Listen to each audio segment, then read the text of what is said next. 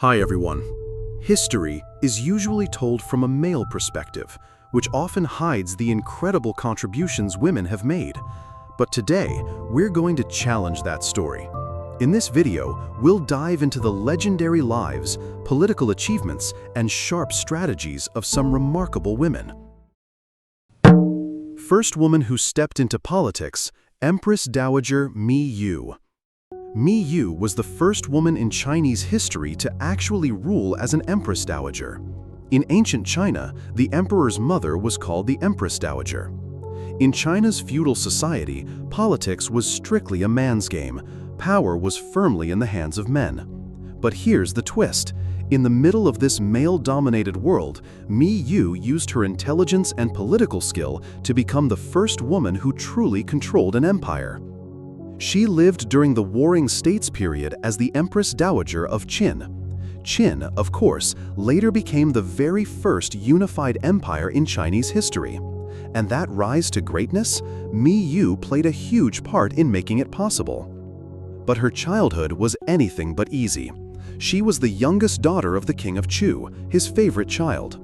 When her father died, her mother, just a concubine, was thrown out of the palace. Left without protection, Miu and her younger brother grew up in a harsh and uncertain environment inside the Chu court. Years later, Chu and Qin formed a marriage alliance. Miu's half-sister, born to the queen, was sent to Qin as the official queen. Miu, on the other hand, went along as part of the dowry. Back then, daughters of queens could marry as legitimate wives, but daughters of concubines were often treated as attendants or even secondary consorts. So while her sister became Qin's queen, Miu was only a low-ranking concubine. That really shows just how low women's status was at the time. Fast forward a few years, the king of Qin died, and his successor, King Wu, took the throne. King Wu was obsessed with showing off his strength. In 306 BC, during a contest to lift a massive bronze cauldron, the cauldron crushed his legs, and he soon died from the injury. Since King Wu had no heir, Miu's son was chosen as the new king. That instantly made Miu the Empress Dowager, known in history as Empress Dowager Xuan. Because the new king was still a child, she stepped in to handle all state affairs, and from that moment, she stood at the very center of power. And she stayed there for a long time, 41 years to be exact. Historians later called her the iron-blooded Empress Dowager. Under her rule, Qin grew from a small frontier state into one of the strongest powers of the Warring States. Her most famous move came against Qin's biggest enemy, the Yiku tribe. First, she cleverly used her beauty to win over the Yiku king. Then, once he was in her grasp, she set him up and had him eliminated, completely removing Qin's greatest threat. From then on, Qin only grew stronger, setting the stage for the eventual unification of China. One interesting detail, Miu wasn't even her real name. Historians gave her that name because archaeologists found the characters Miu at the terracotta army site of Qin Shi Huang. But her actual name? Lost to history. That in itself shows how little attention women were given in ancient records. In the autumn of 265 BC, Miu's legendary life finally came to an end. But the political legacy she left behind kept pushing Qin forward until it finally unified China. The reformist empress, Empress Dowager Fang. Fang lived during one of the darkest and most painful times in Chinese history, the northern and southern dynasties. It was an age of endless wars and chaos, so turbulent that later historians often avoided even writing about it. At just 14 years old, Fang was chosen to become a consort of Emperor Wen Chen of the Northern Wei dynasty, and not long after, she was elevated to empress. In the year 465, Emperor Wen Chen, the fourth ruler of Northern Wei, passed away. His son, Emperor Shanwen, took the throne, but soon abdicated in favor of a child, the 5-year-old Emperor Xiaowen. For more than 20 years after that, Fang twice took charge as regent, becoming the true center of power and commanding respect across the realm. In the middle of such turmoil, she dared to lead. She pushed forward bold and sweeping reforms, cutting through corruption and restoring order with decisive action. Her policies not only brought the Northern Wei dynasty to its peak, but also encouraged cultural exchange and integration among different ethnic groups. She reduced the threat of constant warfare and laid the foundation for a future unified empire. There's no doubt that Empress Dowager Fang was one of the greatest women in Chinese history, an extraordinary reformer whose achievements cannot be overstated. Yet, because of gender bias, her reputation suffered for centuries.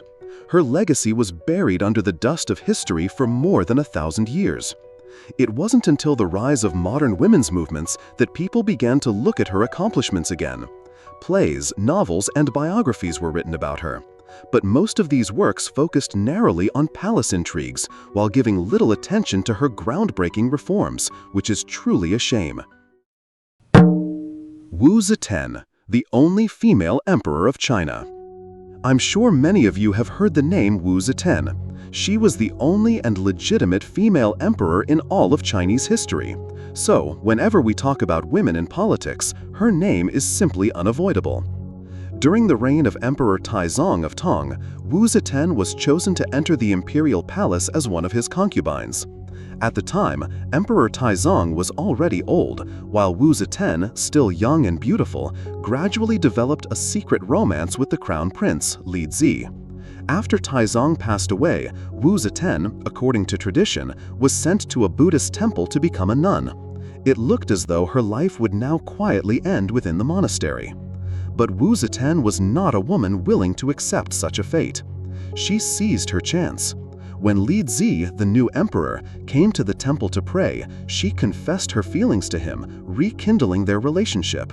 Soon after, she was brought back to the palace as his consort, throwing herself into the dangerous struggles of the imperial harem. At one point, she even went so far as to strangle her own infant daughter, framing Empress Wang for the crime.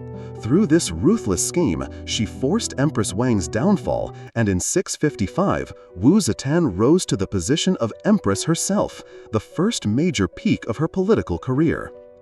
In the year 660, Emperor Gaozong, Li Zi, suffered severe headaches, and Wu Zetian began openly taking part in government affairs. In 664, Gaozong briefly considered removing her from her position as empress, but Wu struck first. She gained control over the emperor and had the opposing ministers executed.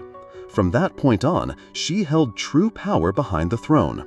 Finally, in 690, Wu Zetian declared herself emperor, changed the dynasty's name to Zhou, and became the only female emperor in Chinese history. One of her most influential policies was reforming the civil service examination and searching for talent across the empire. She introduced new systems, including the palace examination, where the emperor personally interviewed candidates. Wu Zetian didn't just test knowledge, she also valued eloquence and appearance. She also created the military exam, which tested archery, horsemanship, spear techniques, and even weightlifting. These reforms shaped the imperial examination system for centuries to come. Beyond that, she repeatedly ordered officials to recommend talented people and even sent envoys across the country to recruit capable individuals. Thanks to this unusual passion for finding talent, Wu Zetian's reign produced an impressive generation of skilled politicians. Wu Zetian loved literature. She wrote poetry and even created a few new Chinese characters. Under her encouragement, poetry flourished, becoming an important way for scholars to gain recognition and official positions. Having once lived among the common people, she also valued agricultural and water conservation projects. Under her rule, the number of registered households grew from 3.8 million to 6.15 million, reflecting a period of social stability and economic growth. But her rise to power was anything but smooth. Before she declared herself emperor, her eldest son Li Hong and her second son Li Shen, both named crown prince at different times, either died young or were deposed. Her third son Li Shen eventually took the throne, but was also removed by her. Of her 4 sons, only one survived the brutal struggle. The rest perished along the way. In 705, ministers staged a coup, restored her son Li Shen to the throne, and placed the aging and ailing Wu Zetian under house arrest. That same year, the once all-powerful female emperor died in obscurity at the age of 82. Historians remain deeply divided about her legacy, which is rare among Chinese emperors. Critics accuse her of encouraging informants, killing countless innocents, and indulging in a scandalous private life. Yet on the other hand, her reign still brought economic stability, produced outstanding officials, and lifted the Tang Empire to new heights. The Guardian of the Empire, Empress Dowager Xiaozhuang. If you watched my previous video, The Emperor Who Became a Monk for Love, you're probably already somewhat familiar with Empress Dowager Xiaozhuang. Some viewers may have come away with a less than favorable impression of her. But the truth is, many of Xiaozhuang's actions were guided by what was best for the state. In the long history of the Qing dynasty, she is celebrated as the Empress who strengthened the nation. Her greatness came not just from her title, but from her intelligence, courage, and selfless dedication. Xiaozhuang was born in 1613 into a noble family on the Cochin grasslands. Her grandfather, Monggu, was the younger brother of Genghis Khan, a family with deep roots in Mongol aristocracy. Around the time of her birth, marriage alliances between the Cochin Mongols and the later Jin dynasty, which would later become the Qing, were becoming frequent. In 1614, at just 2 years old, Xiaozhuang witnessed her family's first such alliance. Her only aunt, Zheizhe, was sent to marry Huang Taiji, the ruler of later Jin. At the age of 13, Xiaozhuang herself was betrothed to Huang Taiji, becoming her aunt's co-wife. The following year, Huang Taiji ascended as the Great Khan. Zheizhe became his primary wife, while Xiaozhuang was titled Consort of the Western Palace, ranking just below her aunt. Later, Xiaozhuang's own sister, Heilanzu, also married Huang Taiji, meaning aunt and sisters all shared the same husband. While this may sound incredible, it is exactly how history unfolded. Viewers of my earlier video may remember that Huang Taiji loved Heilanzu above all. Xiaozhuang therefore never enjoyed her husband's favor. Yet she did not fade into obscurity. Using her intelligence and skill, she earned the respect of the court and the people around her. One famous story illustrates her tact and wisdom. Huang Taiji had captured a key minister from a rival state. This man was highly intelligent and influential, and while Huang Taiji treated him with respect, he stubbornly refused to surrender, rejecting all attempts at persuasion. Xiaozhuang volunteered to handle the situation herself. Disguised initially as a maid, she gained his trust and then, with gentle words and appeals to family, loyalty, and reason, gradually softened his resistance. In the end, the minister was won over and later played a crucial role in the Qing unification of China. This was Xiaozhuang's intelligence and finesse in action. In 1643, Huang Taiji suddenly died, leaving a power vacuum. His brother Dorgan and eldest son Huj clashed over the throne, bringing the empire to the brink of civil war. Using her wisdom and influence, Xiaozhuang ensured that her 6-year-old son, Fu Lin, ascended as emperor, the Shunji emperor. With a child on the throne and powerful ministers surrounding him, especially Dorgan, every crisis threatened the young emperor. Each time, Xiaozhuang skillfully navigated the danger. There are even rumors that she married Dorgan temporarily to protect her son, though official records do not confirm this.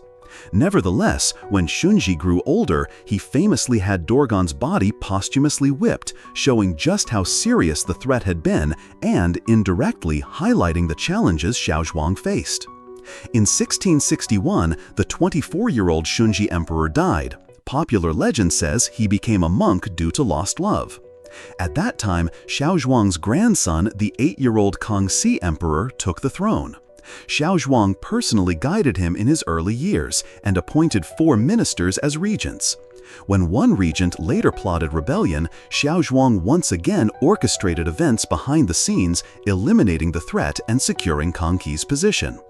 Thanks to her guidance, Kangxi would grow into one of China's greatest emperors, with much of his early success owed to Xiaozhuang's support.